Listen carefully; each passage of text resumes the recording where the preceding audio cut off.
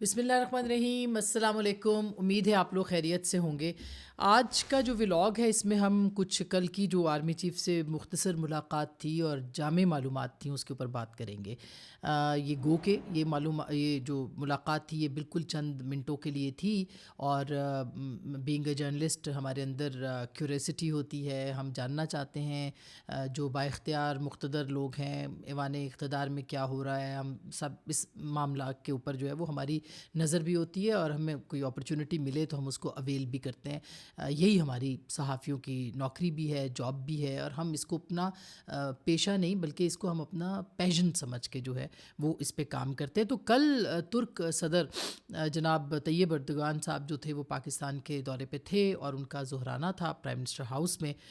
جس پہ میں بھی انوائٹڈ تھی۔ میرے ساتھ سلیم صافی صاحب تھے، رانا جواد صاحب جیو نیوز کے جو ڈائریکٹر نیوز ہیں وہ بھی تھے،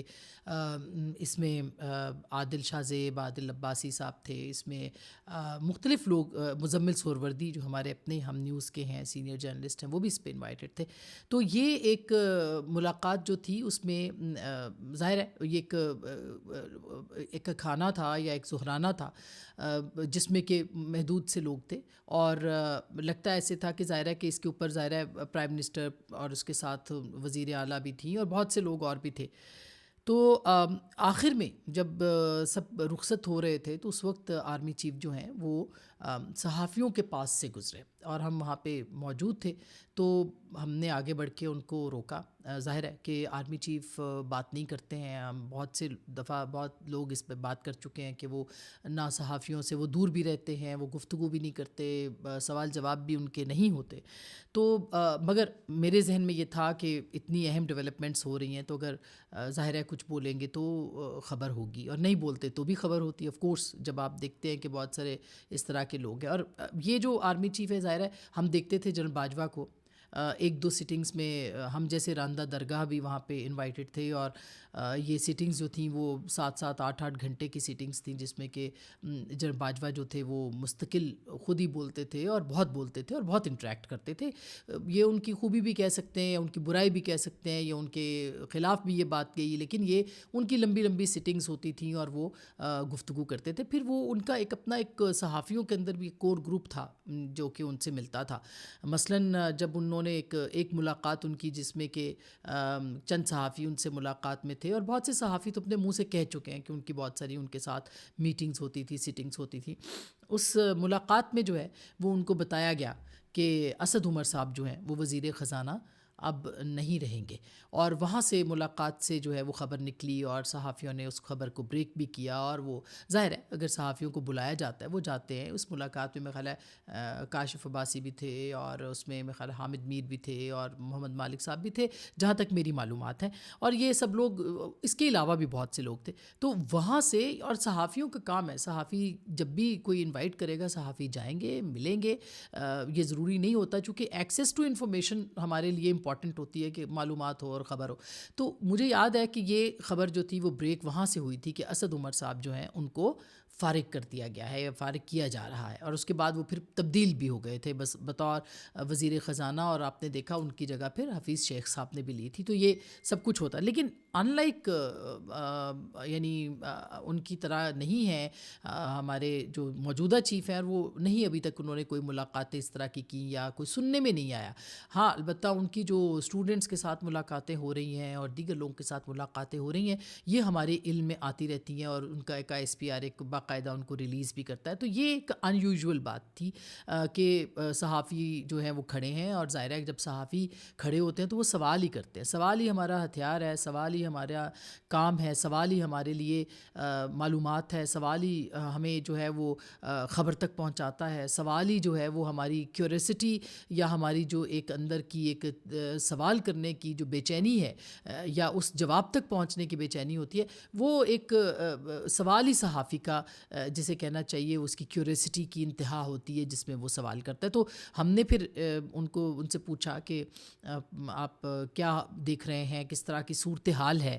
تو اس پہ آرمی چیف نے کہا کہ آپ دیکھ نہیں رہے کہ پاکستان ترقی کر رہا ہے, پاکستان آگے بڑھ رہا ہے, پاکستان اوپر کی طرف جا رہا ہے. انہوں نے اشارہ کیا اور بڑے اسمائلنگ فیس کے ساتھ انہوں نے بڑے کانفیڈنس کے ساتھ انہوں نے کہا کہ پاکستان اوپر کی طرف جا رہا ہے اور ابھی آگے بڑھے گا پاکستان, اور ایک اچھی چیزیں ہو رہی ہیں, اچھی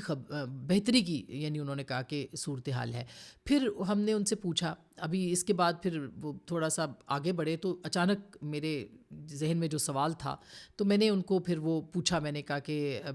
سر ہم جاننا چاہ رہے ہیں کہ آپ کو خطوط آ رہے ہیں بہت سے, تو اس کا جواب کیا ہے, آپ کے پاس کوئی جواب ہے, آپ جواب دیں گے؟ تو اس پہ انہوں نے کہا کہ مجھے تو کوئی خط نہیں ملا.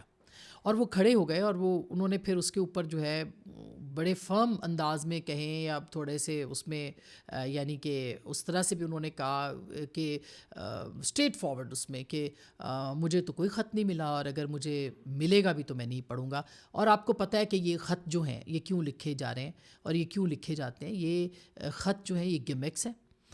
یعنی کہ یہ چالیں ہیں, اور یہ خط جو ہیں یہ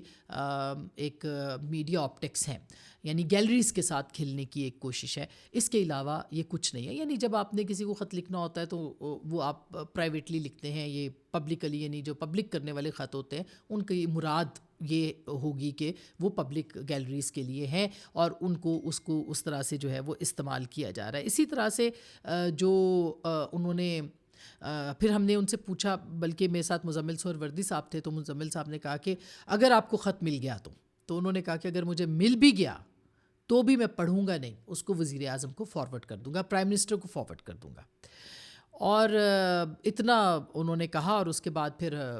ہم نے کہا کہ ہمیں تو جواب مل گیا ہے, تو ہم تو اس پہ بڑا یعنی سوال کا جو سوال تھے ان کا انہوں نے جواب دیا, اور پھر اس کے بعد وہ وہاں سے رخصت ہو گئے. تو جو ایک انوائرمنٹ تھی جس میں وہ آرمی چیف موجود تھے, اس سے میں نے جو اخذ کیا ہے, جو میرا اب تبصرہ ہے اس خبر کے بعد, وہ یہ ہے کہ پہلی بات تو یہ کہ انہوں نے بے پناہ اعتماد کا اظہار کیا ہے پرائم منسٹر کے اوپر, اور جو ایک طرح سے یعنی شہباز شریف صاحب کو فی الحال کوئی خطرہ نہیں ہے, دوسرا معنی یہ ہے. اور ایک معنی یہ بھی ہے کہ جو بھی یعنی پروسیس ہوگا, یعنی پولیٹیکل انوالومنٹ ان کو انوالو کرنے کی کوشش کی جائے گی, تو وہ ان کا جو آئینی کردار ہے جو کہ پرائم منسٹر کے انڈر ہے,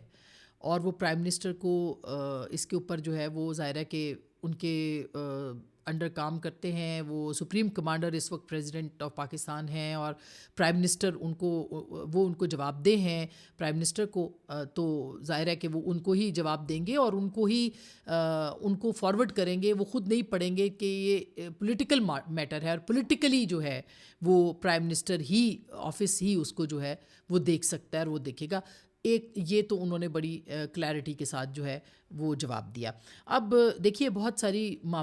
باتیں ہوتی ہیں جس میں کہ ہم سمجھ سکتے ہیں کہ سیاست میں فوج کا جو کردار ہے رہا ہے, ماضی بھی ایک بہت ہی خطرناک قسم کا ماضی ہے پاکستان کا, مگر یہ ایک سچ ہے کہ پاکستان کی سیاست کے اندر ایک کردار رہا ہے. میں سوچ رہی تھی کہ کیسے باجوہ صاحب جب لمبی لمبی بریفنگز کیا کرتے تھے, اس میں سے ایک میٹنگ جو تھی وہ اب تو خیر چونکہ یہ تاریخ کا حصہ بن چکا ہے اس لیے ہم اس کو مینشن کر سکتے ہیں. اس میں ایک بریفنگ میں باجوہ صاحب جو تھے, جو کہ شاہد خاقان عباسی صاحب کے پرائم منسٹر بننے کے بعد ہوئی تھی, اس میں میں بھی انوائٹڈ تھی, اور اس میں تمام میڈیا انوائٹڈ تھا. ISPR کے اندر یہ ہوئی تھی, اور اس کے اندر جو ہے وہ GHQ میں, اور اس میں انہوں نے ایک لمبی طویل جو تھی وہ گفتگو کی کہ کس طرح سے جو پولیٹیکل سیٹ اپ ہے وہ ڈیلیور نہیں کر پا رہا, اور جو سیاسی وزیر اعظم ہے خاص کر کے نواز شریف صاحب, وہ کیسے ڈیلیور نہیں کر پا رہے. پھر ان کی آخری سٹنگ بھی ہم نے جو ہے وہ اٹینڈ کی, جس میں کہ انہوں نے بتایا کہ کس طرح سے انہوں نے نواز شریف صاحب کو پھر بری الذمہ بھی اس کے اندر کیا کہ, اور بہت ساری غلطیاں انہوں نے اپنی تسلیم بھی کی, لیکن تب تک بہت دیر ہو چکی ہوئی تھی.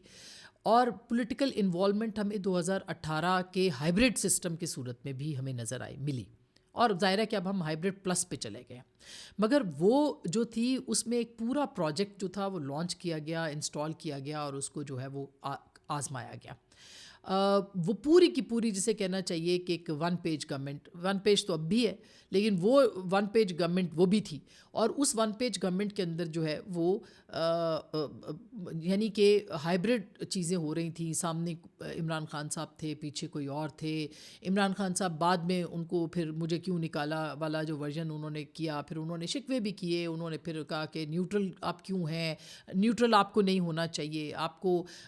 یعنی کہ میرا ساتھ دینا چاہیے تب آپ صحیح ہوں گے, اور پھر اس طرح کی ساری باتیں جو ہیں یعنی ان کو بچائیں. پھر آپ نے دیکھا اس سے پہلے جتنے بھی ان کی جو عدم اعتماد سے پہلے کی صورتحال تھی, صادق سنجرانی کا جو کردار کو جب ہٹانا تھا یعنی کہ چیئرمین سینٹ کے عہدے سے, اس وقت جو ایجنسیوں کا کردار سامنے آیا, پھر اس کے بعد کیمرے پکڑے گئے, بہت کچھ تھا. یعنی کہ پوری انوالومنٹ جو تھی وہ ہمیں نظر آتی تھی. پارلیمنٹ کے اندر ایک آفس تھا جس میں کہ ایک کرنل صاحب بیٹھتے تھے. یہ پروسیس وہاں سے شروع ہوا تھا, اور یہ پروسیس جو ہے وہ کسی نہ کسی صورت چل بھی رہا ہے. لیکن جو اصل سوال یہ ہے کہ یہ اتنی کھلی انوالومنٹ ہوتی رہی ہے پاکستان کی, اور اس سے پہلے بھی حکومتیں آتی رہیں جاتی رہیں, کس طرح سے استعمال ہوئیں, کس طرح سے لوگوں کو نکالا گیا, یہ سب کے سامنے ہے کہ پاکستان کی جو پولیٹیکل گورنمنٹس تھے ان کے ساتھ کیا ہوا. لیکن عمران خان صاحب آج بھی خط جو ہے وہ آرمی چیف کو لکھ رہے ہیں, اور وہ یہ کہہ رہے ہیں کہ فوج اور عوام کے بیچ میں فاصلہ ہے, اور صرف میں ہی چونکہ مقبول لیڈر ہوں تو میں یہ فاصلہ کم کر سکتا ہوں. یہ ان کا خیال ہے, اور اس باریک لائن کو لے کے وہ خط لکھتے ہیں. یہ باریک لائن جو ہے ظاہر ہے کہ یہ وہ چیز ہے جو کہ ایک طرف تو آپ متوجہ کر رہے ہیں, گیلریز کے بھی ساتھ بھی کھیل, دوسری طرف آپ بار بار کہہ رہے ہیں کہ آپ مداخلت کیوں نہیں کر رہے, آپ مداخلت کریں. آپ مداخلت کی ان کو یعنی مداخلت تو ہو ہی رہی ہوگی, لیکن ان کی طرف مداخلت کریں, ان کے ساتھ پہلے جیسے مراسم رکھ لیں, پہلے جیسا سلوک کر لیں, پہلے جیسے روابط ہو جائیں, پہلے جیسا ایک پیج آ جائے. وہ اصل میں اس کے, اور ساتھ ہی ساتھ میں یہ کہ میں چونکہ پاپولر ہوں اور فوج بہت ان پاپولر ہے, لہٰذا میں اس کے اوپر جو ہے وہ بریج بن سکتا ہوں. تو یہ جو موجودہ سیٹ اپ ہے وہ میرا خیال ہے سمجھتا ہے عمران خان صاحب کو بہت اچھے طریقے سے. اور جو موجودہ چیف ہے انہوں نے تو ڈی جی آئی کے طور پہ, ڈی جی ایم آئی کے طور پہ بھی کام کیا ہے, اور D G I S I تھے جب عمران خان صاحب نے ان کو نکالا تھا, اور ان کو یہ فائل کرپشن کی فائل بھی ان کے پاس گئی تھی. آج تک چونکہ اس کی تردید نہیں ہوئی لہٰذا میں اس کو کوٹ کر سکتی ہوں. تو یہ جانتے بھی ہیں کہ وہ کیا سمجھتے ہیں کہ وہ کیا عمران خان صاحب کے مطالب ہے, مقصود کیا ہے, مطلوب کیا ہے, یہ سب کچھ ان کو پتہ ہے. لیکن having said that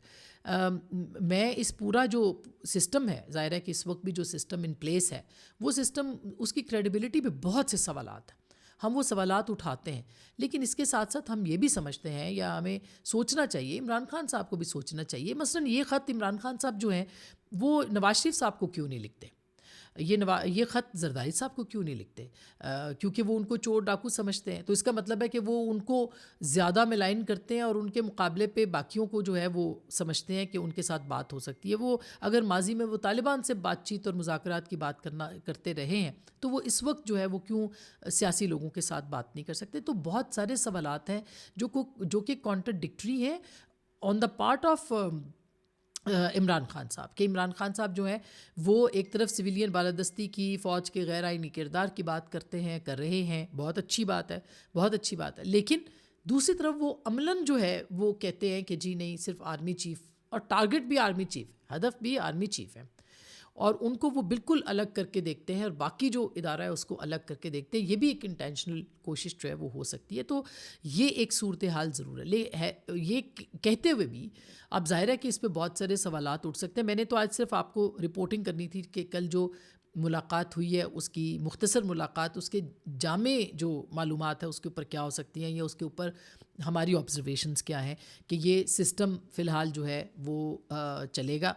Imran Khan صاحب کے ساتھ جو ہے وہ فی الحال کوئی بات ڈائریکٹ نہیں ہوگی. فی الحال کی میں اس لیے کہہ رہی ہوں کیونکہ ظاہر ہے کہ صورتحال بدلتے پاکستان میں دیر نہیں لگتی. تو پاکستان ابھی تک جو عمران خان صاحب سوچ رہے تھے, جو چاہتے تھے, وہ میرا خیال ہے کہ ان کو مطلوب اور مقصود نہیں ہو سکتا. کل ان کا خط بھی آیا تھا, اس خط میں بھی وہی باتیں تھیں جو پہلے ایک دو خطوط میں لکھ چکے ہیں, لیکن اور بھی خطوط آئیں گے ان کے. اور کل کے جواب کے بعد میرا خیال ہے کہ ایک بھرپور, جسے کہنا چاہیے, وہ جواب مل گیا ہے. اس پرسوں بھی جو انٹریکشن تھا اس میں بھی ایک لائن تھی کہ جو لوگ یہ سمجھتے ہیں کہ فوج اور عوام کے بیچ فاصلہ بڑھ رہا ہے, وہ فاصلہ اس طرح سے وہ ان کی امیدیں پوری نہیں ہوں گی. پہلے بھی وہ ناکام ہوئے اور ہمیشہ ناکام ہوں گے. یہ چیف نے پرسوں بھی کہا تھا، تو انہوں نے وہ بھی انڈائریکٹلی جواب دیا تھا. مگر اب سوال یہ نہیں ہے، سوال یہ کہ اس پولیٹیکل سسٹم کو کیسے مضبوط کرنا ہے کہ فوج کا غیر آئینی جو کردار ہے وہ ختم ہو جائے، وہ سیاست میں سے ان کا کردار ختم ہو جائے. اور وہ اسی طرح سے ختم ہوگا کہ سیاسی جماعتیں راہ نکالیں، سیاسی جماعتیں بات کریں. ہم بار بار اس بات کے اوپر فوج کو بالکل آئین کے تحت اپنا کردار جو ہے وہ ادا نہیں کرنا چاہیے سیاست کے اندر. بالکل ان کو بیرکس میں واپس جانا چاہیے، بالکل ان کو آئین کے تحفظ کے تحت ان کو جو کام ان کا کردار ہے آئین کے تحت وہ ان کو ادا کرنا چاہیے. اور اس کے لیے جبھی ہوگا جب پاکستان کی سیاسی جماعتیں مل کے بیٹھیں گی، جب عمران خان صاحب اور دیگر جماعتیں ایک ساتھ آ کے بیٹھیں گی. اور اب میرا خیال ہے کہ اب اگر نہیں بیٹھیں گے تو کب بیٹھیں گے؟ ایک اٹیمپٹ فیل ہو چکی ہے. مگر ضروری نہیں ہے، سیاستدان رستہ نکالتے ہیں، بار بار ملنا چاہیے، بار بار بات کرنی چاہیے. لیکن فوج کی طرف سے دروازے جو ہیں وہ میرا خیال ہے اب تک کے لیے بند ہے. خیال نہیں، انفارمیشن بھی تھی پہلے، ہم نے آپ کے ساتھ شیئر بھی کی تھی. اس وقت جو ہے وہ کل کی جو ملاقات ہوئی ہے، جو بات ہوئی ہے، اس میں ہم کہہ سکتے ہیں کہ فوج نے بہت ہی کول شولڈر دیا ہے، بہت ہی سخت جواب عمران خان صاحب کو دیا. اپنا بہت خیال رکھیے گا. اللہ نگہبان.